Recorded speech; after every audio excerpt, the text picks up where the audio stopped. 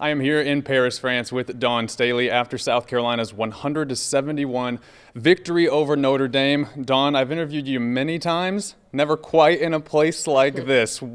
Just take me through your night here in Paris. I enjoyed everything.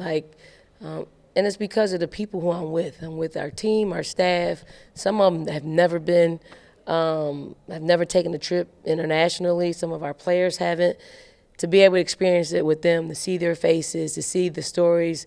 I see our players on FaceTime with their friends and their family, and they're talking about the Eiffel Tower. They're talking about being able to see all these sights in Paris, only the things that they've seen in books and on their phones. So it was super cool to experience it with them. So I'm full. And then the play the way we played made it worth those dog days in which we felt like this couldn't be.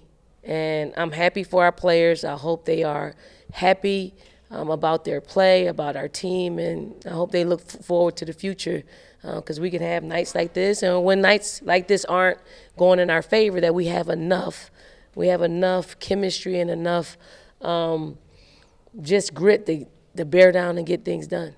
Speaking of the game, obviously this is kind of the start of a new era for the Gamecock women's basketball team. What stood out to you the most in this win? The win was full of great qualities. One is the sharing of basketball.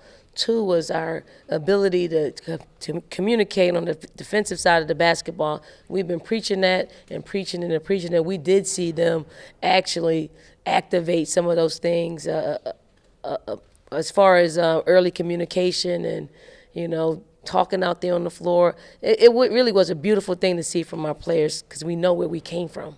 Obviously, back in Colombia, we've all been watching Malaysia Fulwiley at Keenan for years now. This was really the country's first time to see her. What did you think of her performance that had everybody talking tonight?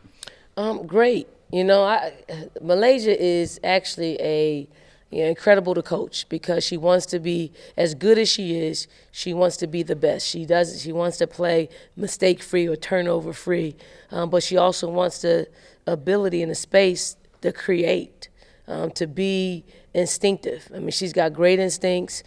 She's got, she gets up for games. We got to get her approaching practice a little bit better than she is. But again, it's a process for her. So, as well as she played today, I know she's going to have freshman moments.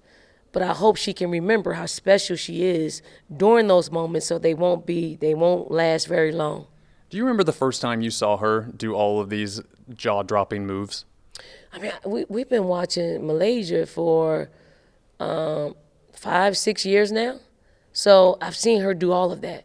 And she just told the press here that she actually practices those things. She really does practice those things. Not in our practice, but when she's with her trainer, she's actually doing those moves over and over again. Now it's just normal for her to do those things. It is second nature for her to create out there on the basketball court. I think, now everybody else is getting a chance to see what we've seen for a lot of years now.